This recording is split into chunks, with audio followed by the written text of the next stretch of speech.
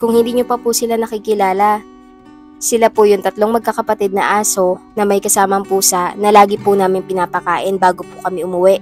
Lagi din po silang laman ng mga videos namin. At alam ko din po karamihan sa inyo na nakasubaybay po sa amin ay kilala na din sila. Simula pa noong payat pa at maliit pa sila hanggang sa gumanda na yung mga pangangatawan nila. Ang goal lang po namin sana ngayon ay makahanap sila ng forever home sa pamamagitan din po namin para hindi na din po sila pakalat-kalat sa kalsada at maging safe na sila.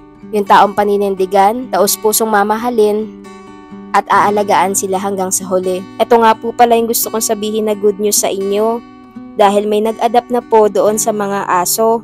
Ang natira na lang po dito ay itong pusa. May good news dahil na-adapt na po sila at nakakatuwa nga po. Minsan nakakaramdam din kami ng lungkot kasi napamahal na din talaga sila sa amin at parang hindi kami sanay na hindi namin sila aabutan dito sa may pwesto nila.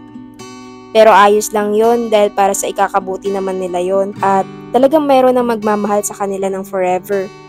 Ito naman ang nakakalungkot dahil si Muning na lang po ang natira. Sana dumating din yung araw na may taong mag-adapt sa kanya. Ang ganda-ganda nito ni Muning dahil napakaputi niya at malinis siya kahit sa kalsada siya nakatira. At hindi rin naman siya pinapabayaan dito ng mga MMDA. Pero mas makakabuti pa rin kung may taong mag-aampon sa kanya.